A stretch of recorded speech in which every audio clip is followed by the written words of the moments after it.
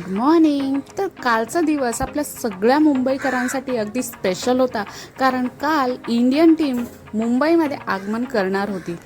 विश्वविजेत्यांचं स्वागत करण्यासाठी मुंबईकरांचा महासागरच मरीन ड्राईव्हवर उसळला होता।